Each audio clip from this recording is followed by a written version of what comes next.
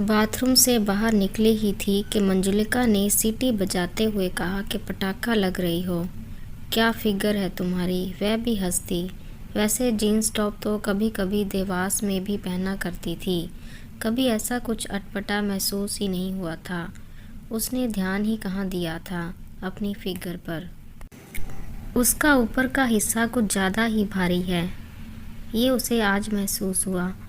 जब ऑफिस पहुंचने पर बॉस सन्मुख से ने उसे अपने चैम्बर में बुलाया और उससे बात करते हुए पूरे 2 मिनट तक उसके ऊपरी भाग को घूरते रहे। विशाली को अजीब सी लिजलिजी सी फीलिंग हुई, जैसे सैकड़ों चींटियां उसके शरीर को काट रही हों। उसने जोर से खांसा। बॉस को जैसे होश आया, उसे फाइल पकड़ाकर काम करने को कहा। फाइल लेकर वैशाली अपनी टेबल पर आ गई। संख्या 0 सी।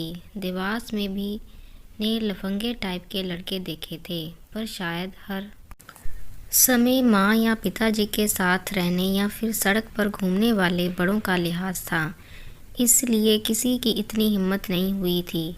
उफ, कैसे टिकेगी वह यहाँ। उसे पिताजी की याद आने लगी। जब शीशे के पार कैबिन में बैठे हुए उसने सन्मुख को देखा तो पिता की ही तरह लगे थे। 50 के आसपास की उम्र, हल्के सफ़ेद बाल, शालीन सा चेहरा। बड़ा सुकून हुआ था कि बॉस के रूप में उसे पिता का संरक्षण मिल गया है। क्यों एक पुरुष अपनी बेटी की उम्र की लड़कियों के लिए बस पुरुष ही होता है। अपने विचारों को झटक कर वैशाली ने अपना ध्यान काम पर लगाने का मन बनाया।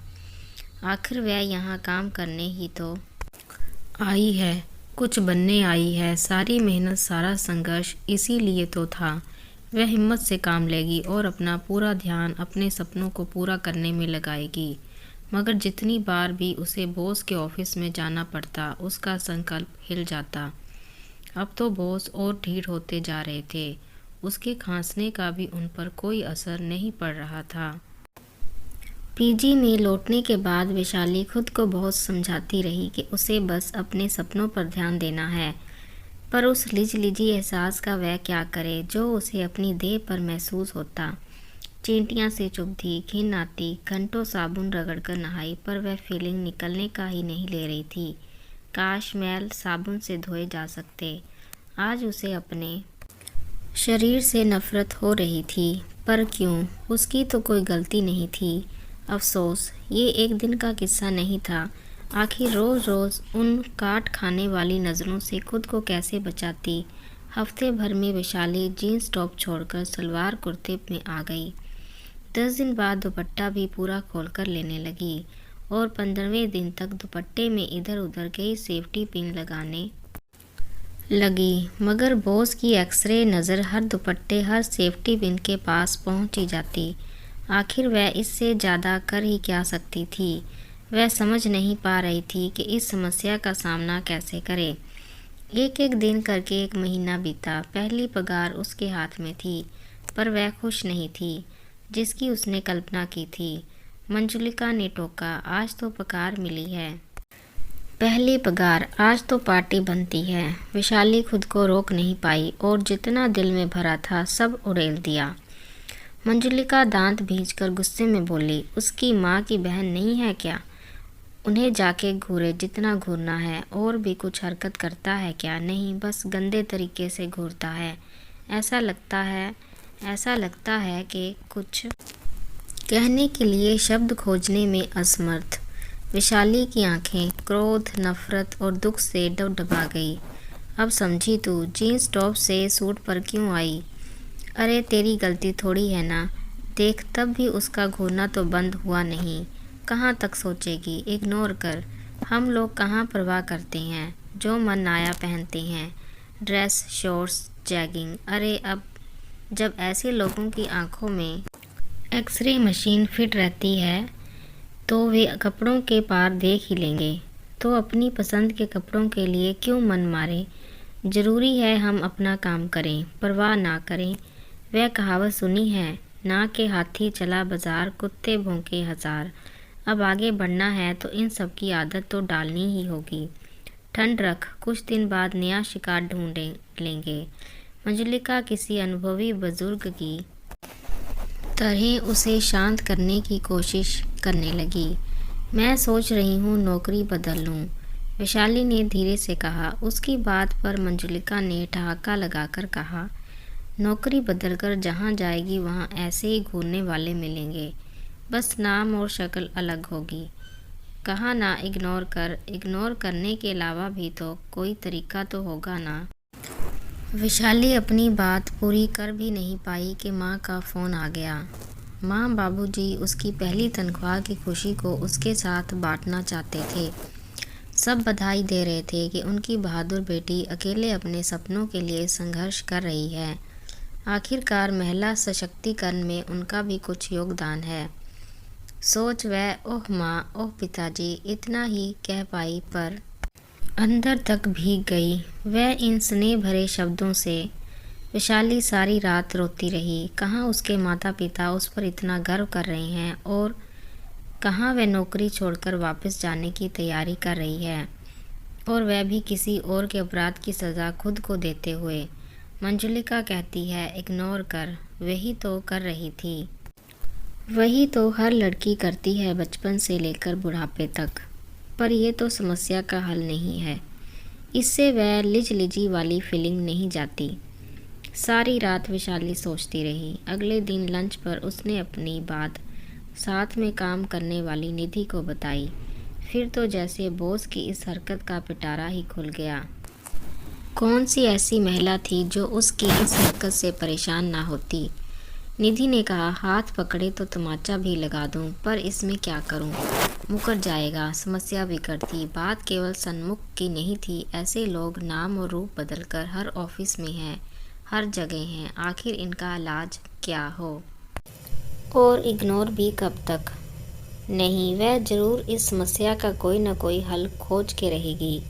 घर आने के बाद वैशाली का मन नहीं लग रहा था। ड्राइंग फाइल निकालकर स्केचिंग करने लगी। यही तो करती है हमेशा जब मन उदास होता है। तभी मामा के लड़के का फ़ोन आ गया।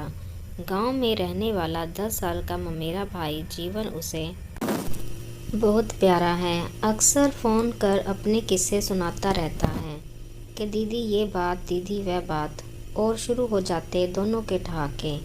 आज भी उसके पास एक किस्सा था। दीदी सुलभ शौचालय बनने के बाद भी गांव के लोग उसका इस्तेमाल नहीं करते, बस यहाँ वहाँ जहाँ जगह मिलती बैठ जाते हैं। टीवी में विज्ञापन देखकर हम भी घंटी खरीद लाए। अब गांव में घूमते हुए जहाँ कोई फारिग होता मिल जाता तो बस घंटी बजा देते हैं। सच्ची दीदी बहुत खिसियाता है। कपड़े समेटकर उठ खड़ा होता है। उसकी झेंप देखने लायक होती है। उसे गलत काम का एहसास होता है। देखना एक दिन ये सब लोग शौचालय का इस्तेमाल करने लगेंगे। बहुत देर तक वह इस बात पर हंसती रही। फिर ना जाने कब नींद ने उसे अपने आगोश में ले लिया। आंख सीधे सुबह ही खुली। घड़ी देखी, देर हो रही थी। सीधे बाथरूम की तरफ भागी। आज उसने जीन्स टॉप ही पहना। बढ़ती धड़कनों को काबू कर पूरी हिम्मत से के साथ ऑफिस गई और अपनी सीट पर बैठकर फाइलें निपटाने लगी। तभी बॉस ने उसे कैबिन में बुलाया। उसे देख उनके चेहरे पर मुस्कुराहट तैर गई। आंखें अपना काम करने लगी। 1 मिनट सर, वैशाली ने जोर से कहा। सन्मुख हड़बड़ाकर उसके चेहरे की ओर देखने लगे। वैशाली ने फिर से अपनी बात पर वजन देते हुए कहा, 1 मिनट सर, मैं यहाँ बैठ जाती हूँ।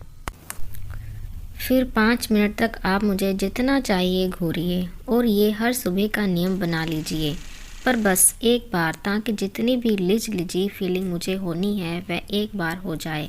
उसके बाद अपनी सीट पर जाकर मैं काम करना शुरू करूं तो मुझे ये डर ना लगे कि अभी आप फिर बुलाएंगे, फिर घूरेंगे और मैं फिर उसी गंदी फीलिंग से और अपने शरीर के प्रति उसी अपराध बोध से गुजरूंगी। जिस दिन से ऑफिस में आई हूँ ये सब झेल रही हूँ। मन में आया कि पूछे कि क्या आपकी माँ बहन नहीं है, क्या जितना घूरना है उन्हें घूरो। पर फिर मन में आया कि नहीं, ये नहीं कहेगा, क्योंकि वह जानती है कि आप नहीं कोई और निश्चित तौर पर आपकी माँ बहन को घूर रहा होगा। अपनी माँ बहन पत्नी बेटी सबसे कह दीजिएगा कि वे भी घूरने का टाइम फिक्स कर दें। दोनों का समय और तकलीफ बचेगी। जी सर, हमारा भी टाइम फिक्स कर दीजिए। वैशाली के पीछे आकर खड़ी हुई निधि व अन्य महिलाओं ने संवेद स्वर में कहा। वैशाली अंदर आते समय जानबूझकर गेट खुला छोड़ आई और उसके पीछे थी इस साहस पर तालियां बजाते पुरुष कर्मचारियों की पंक्ति। बॉस शर्म से पानी पानी हो रहे थे। फिर उस दिन के बाद सन्मुख कभी किसी महिला को घूरते नहीं पाए गए, चाहे आप इसे अबोहा कहें या वक्त की ज़रूरत। दिल्ली की खास बात है कि वह लड़कियों को अपनी बात मजबूती से रखना सिखा ही देती है। अगले दिन लंच पर उसने अपनी बात साथ में काम करने वाली निधि को बताई। फिर तो जैसे बॉस की इस हरकत का पिटारा ही खुल गया।